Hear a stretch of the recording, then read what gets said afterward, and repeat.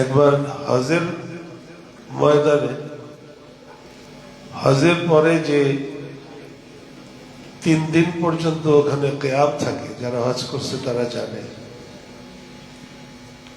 মিনা যেখানে কিয়াম হয় ওখানে খুশি, কোরবানির গোশত খাওয়ার মজা ওঠে। আর সারা দুনিয়ার যত মুসলমান আসবে ওখানে, ওলামায়ে কেরাম আসবে, তাদের সাথে দেখা সাক্ষাৎ মুআমালা, তারপরে মোলাকাত, এগুলো চলত, খুব আসতো মানুষ।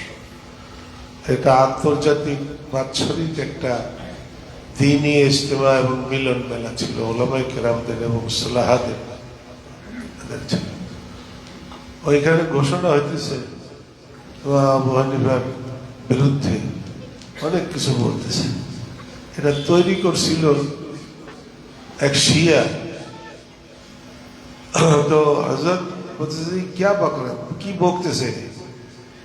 ইমামে আজম ইমাম আবু হানিফার ব্যাপারে আমি ওর সাথে মুনাজারা করব, সময় না।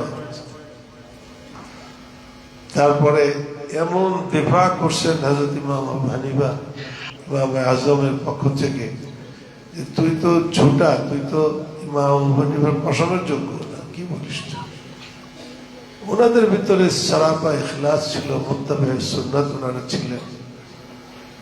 এই মুত্তাবে সুন্নাত যারা, তাদেরকে একটু মনে হয় যে বেলায়েতের তরিকা থেকে একটু হটে হটে গেছে, এরকম মনে হয়।